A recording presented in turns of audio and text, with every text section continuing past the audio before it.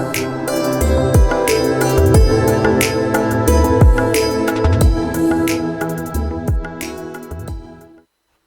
आरती Pandey Saket online class में आपका स्वागत करती हूँ। हमारा आज का टॉपिक है काव्य में प्रयोगवाद। आज हम काव्य में प्रयोगवाद यानी प्रयोगवाद का अध्ययन करेंगे। देखेंगे कि प्रयोगवाद का अर्थ क्या है, इसकी परिभाषा क्या है और इसकी विशेषताओं का।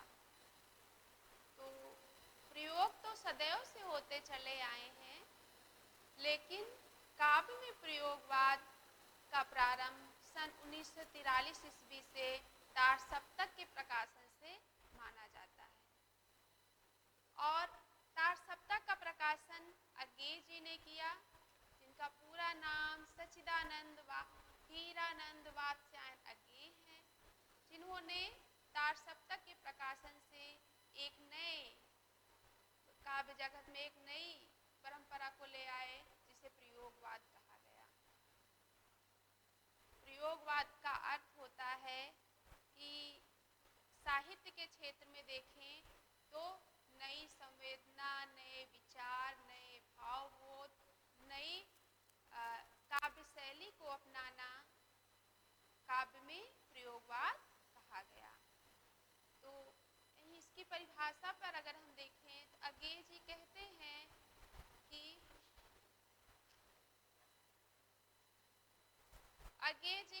हैं कि प्रयोग अपने आप में इष्ट नहीं रहा, वरन वह साधन है, और वह दोहरा साधन है।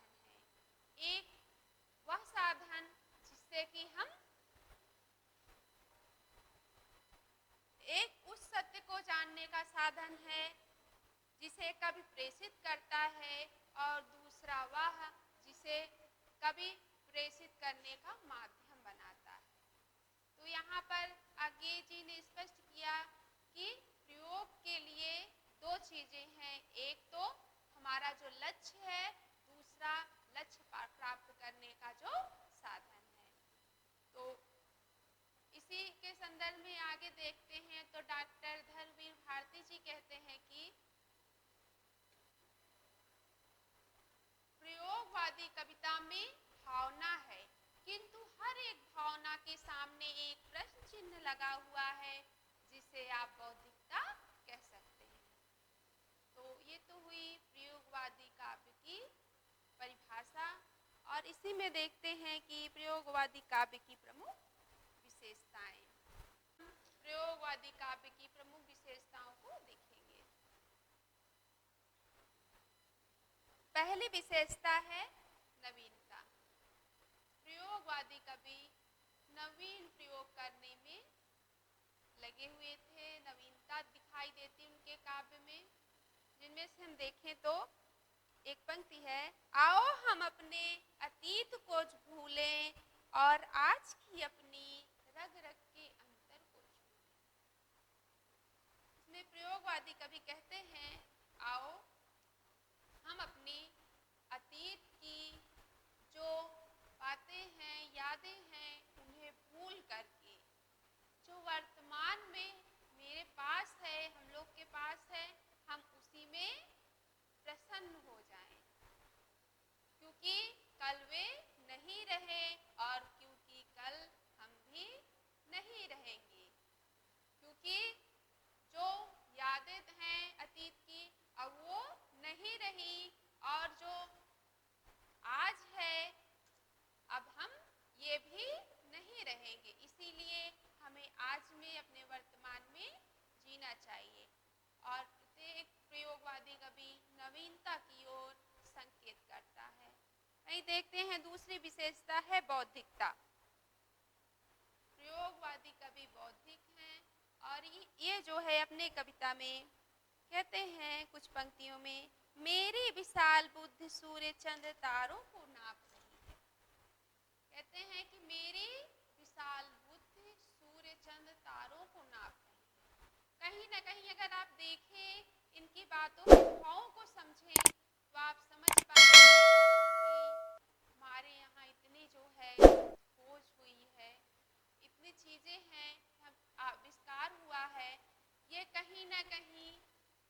अगर गौर करेंगे तो किसी न किसी बुद्धि का ही परिणाम है जो इतनी टेक्नोलॉजी विकसित हुई है, जिससे कि हम मौसम को बता सकते हैं, तापमान नाप सकते हैं। और वही कहते नहीं कि मेरी विशाल बुद्धि सूर्य चंद्र तारों को नाप रही है, कि सूर्य चंद्र तारों हर जगह वो पहुंच गई है।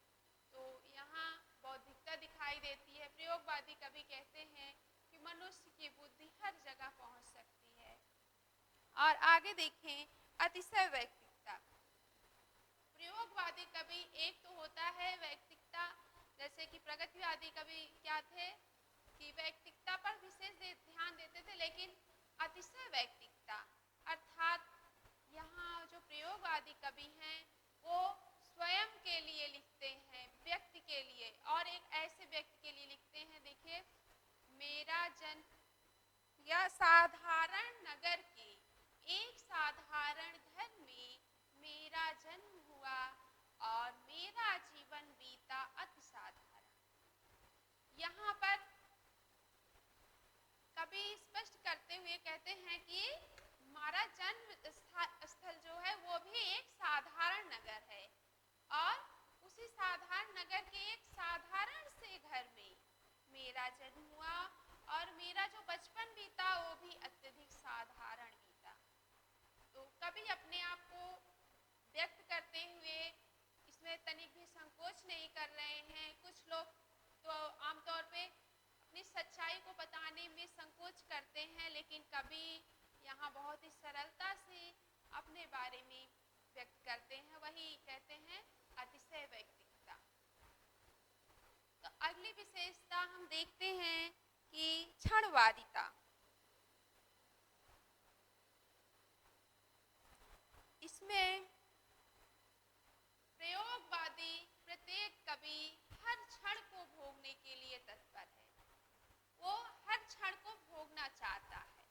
इसके पीछे कारण ये भी कहा जा सकता है कि जो प्रगतिवादी कवि थे उन्होंने समाज के लिए अधिक किया, और उसके पश्चात ये प्रयोगवाद आया। तो प्रयोगवादी कवि कहते हैं कि मैं हर क्षण को भोगना चाहता हूँ, मैं किसी भी क्षण को अपने भोग से दूर नहीं रहने देना चाहता, कारण कि अगर ये क्षण चला गया जिसके बाद ये वापस नहीं आने वाला। तो कुछ पंक्तियों में हम देखते हैं, आओ हम उस अतीत को भूलें और आज अपनी रग रग के अंदर को छू लें, क्योंकि कल वे नहीं रहे, क्योंकि कल हम नहीं रहेंगे। कहते हैं कि आओ हम अपने अतीत को भूलें। कभी कहते हैं कि जो हमारा अतीत था, लोग इसको अगर हम सकारात्मक नकारात्मक दो दृष्टिकोण से देख सकते हैं कि कवि ने लिखा तो किस लिए लिखा। अगर मैं अपनी दृष्टि से देखूं तो मुझे लगता है कि कवि ये बताने का प्रयत्न कर रहे हैं कि आओ हम अतीत को भूलें। कुछ ऐसी विषमताएं, ऐसे कष्ट, ऐसी तकलीफ अतीत में व्यक्ति को मिल जाती है जिससे वह भविष्य या वर्तमान उसका प्रभावित होता है, और कुछ ऐसे होते हैं जो अतीत में ही सदा जीते रहते हैं। तो हमें लगता है कि प्रभावित होना तो ठीक है, लेकिन जो अतीत की बातों को लेकर बार बार उसी में रोते परेशान होते रहते हैं, ये उनके लिए विशेषकर है कि अतीत की जो दुखद यादें हैं, ऐसी चीजें उनको भूलने में ही भलाई है, और अपने आज को अपने आज की रग रग में अंतर को छू ले, कि आज हमारा जो चल रहा है इसके अंतर को स्पर्श करें, क्योंकि कल वे नहीं रहे, क्योंकि कल हम नहीं रहे, क्योंकि कल हमारी ना अतीत की स्मृतियां रहेंगी और ना ही कल हम रहेंगे। वही देखते हैं अगले क्रम में, तो यहाँ भोग एवं वासना विशेषता है प्रयोगवादी कवियों की, कि जो प्रयोगवादी कवि है कहीं ना कहीं उनके अंदर भोग वासना व्याप्त है, और वो उसका खुल करके साहित्य में प्रयोग भी करते हैं।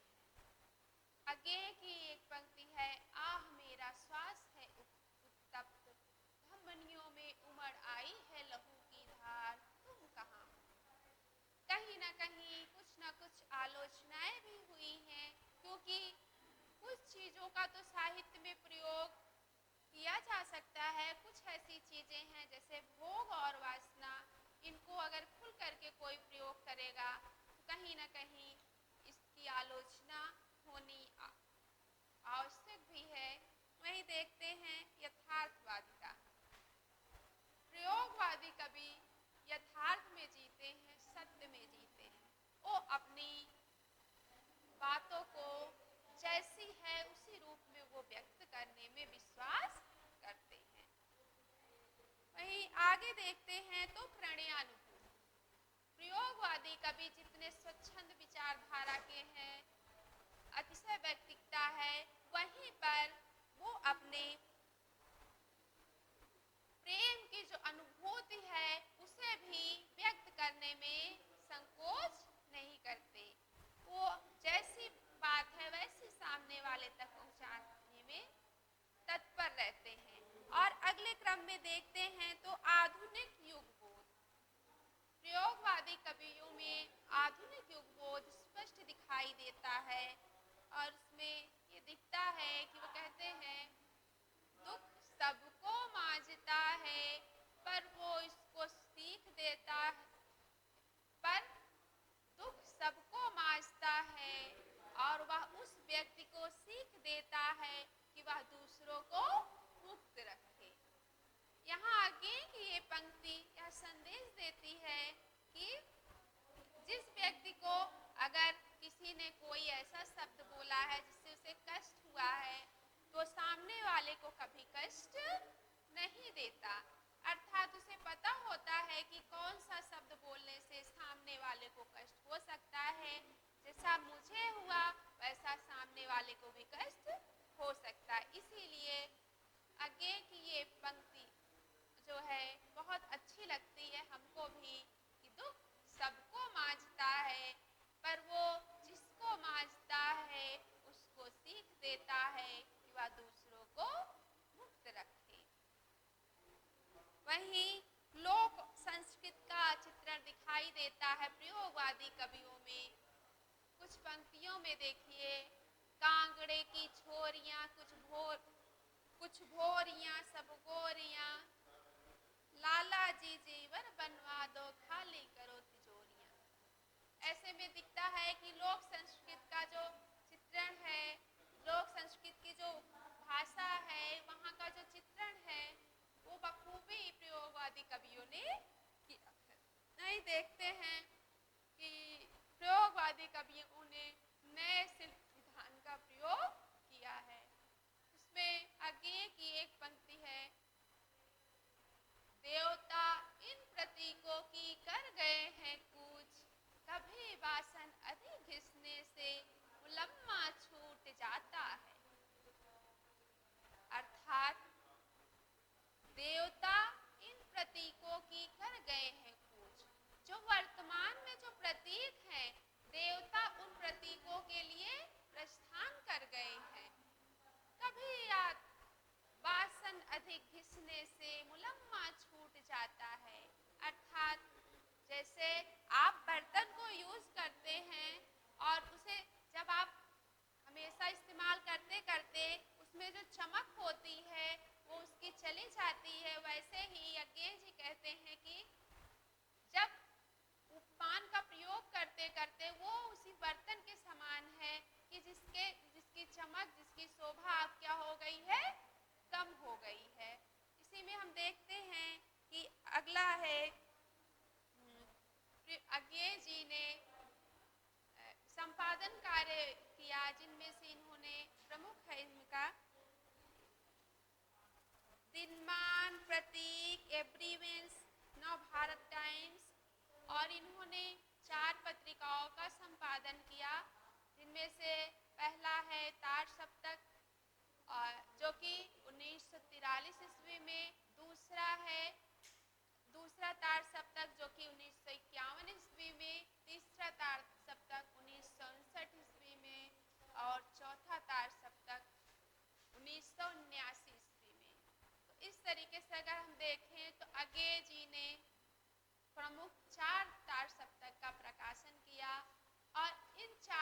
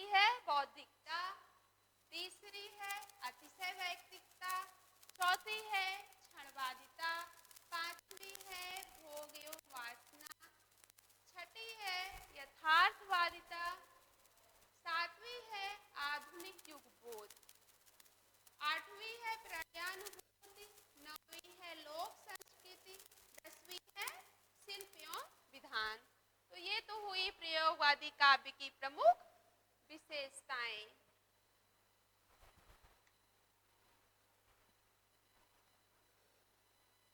इस श्रृंखला में हम देखें तो हमने देखा कि प्रयोगवादी काव्य का जो है प्रयोगवादी का प्रयोग का अर्थ क्या है, इसकी परिभाषा को देखा और इसकी विशेषताओं का अध्ययन किया। साथ में तार सप्तक अज्ञेय द्वारा संपादित प्रमुख 4 तार सप्तक के बारे में ने जाना। तो ये तो हुई हमारी प्रयोगवाद की विशेषताएं। अब अगले वीडियो में फिर मिलेंगे। आज के लिए